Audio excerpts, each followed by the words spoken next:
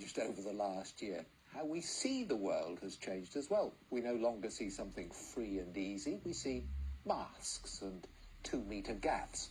David Downs has autism. He's a professional artist from Essex, and you can see his reaction to COVID in his paintings. This from Mike Liggins.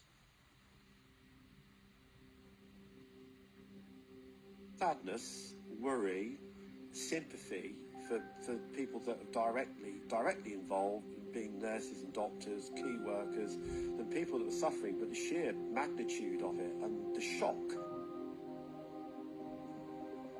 David Downs talking about how he's been feeling this year.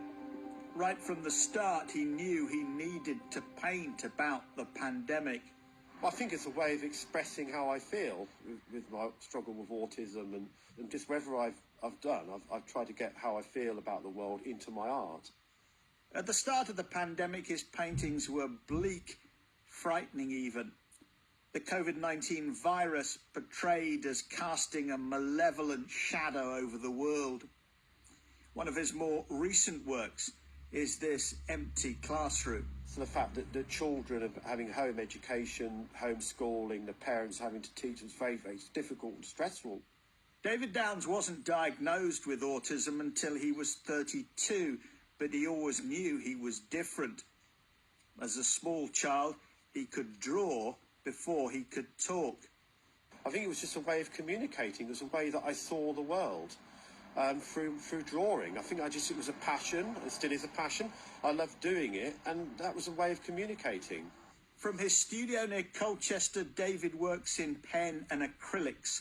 His new painting puts NHS workers and key workers in amongst blossom trees. It is much more optimistic.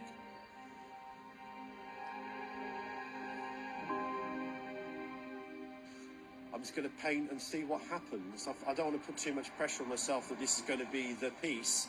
I think I've just got the idea of having lots and lots of cherry trees, and care workers and doctors and surgeons just sitting underneath them, thinking, my God, this is probably the most time we've had to reflect on what's happened since the beginning of the pandemic, and sunshine and the spring.